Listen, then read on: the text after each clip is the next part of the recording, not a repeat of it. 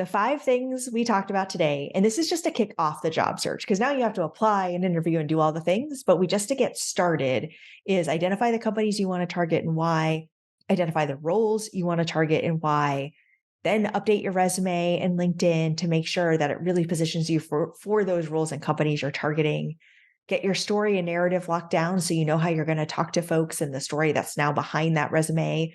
And then start talking to people, start networking, do it as a follow-up to an application, reach out to people you know, and just get yourself out there because you never know where it's going to be. And the final thing also, which we should have talked about with networking, is it doesn't have to be within your work world. Like your neighbor could work with someone who da da da. So next time you're all hanging out, check in the mail, mention that you're doing something because you literally never know where it may come from. Absolutely. I love that one. All right. So peek behind the curtain.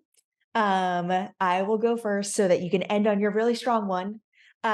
So one thing that I wanted to call out is, we are talking about a company's mission and some of those things. A couple of people have talked to us about culture, and that can mean so many different things, but, do they have a really strong DE and IB program, and is equity and belonging actually important to them? And how do you suss that out as part of their culture? Do they care about work-life balance? Are they allowing for flexibility with remote work? Like, what is it about a culture that's really important to you?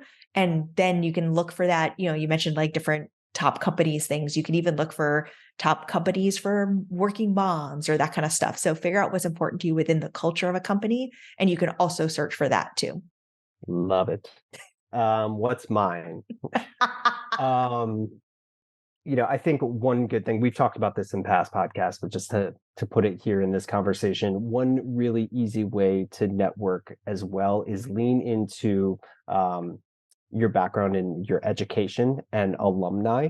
So those don't need to be people that you actually know. To give you like an example, what will happen all the time working internally as a recruiter is, oh, someone reached out to me that went to Cornell as well. They are really interested in the company. They asked me for like a 10-minute informational conversation about my experience here. And it sounds like they might be good for a role, and I get a new resume. So look at companies that you're interested in, see if there's any sort of alumni connection. No one that you need to know. You just have, both went to the same university. And that can be a really warm intro of like, hey, would love if you had 10 minutes just to learn a little bit more about your experience at this particular company. But it's a way to start to break the mold out of people that you actually know. And again, people, especially alumni, are always happy to have a quick conversation. And then, if they've got that referral angle or program too, that's helpful for them too. So I love that. And there's also this like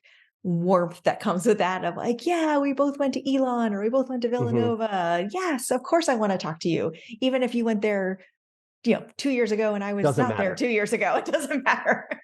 It doesn't matter. There can be a 5-year gap. There can be a 10-year gap. That common ground, just speaking from experience, it happens all the time. And people are pretty open to having those conversations. And then you just never know. You either learn something that, might not be interesting for you, or you might have a warm lead into a place that might have some positions that pop up that might be interesting for you. I love it.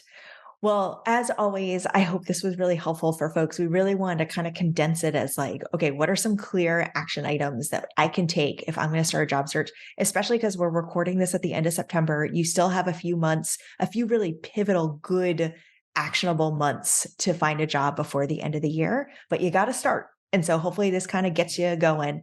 And by the way, we always talk about, we hope this helps you, the person listening to this, but share this with a friend. I just had someone tell me that their friend shared an episode that really spoke to something they were talking about. So if you know someone who's thinking about starting a job search, you can always share it with someone as well, and maybe it will inspire them too.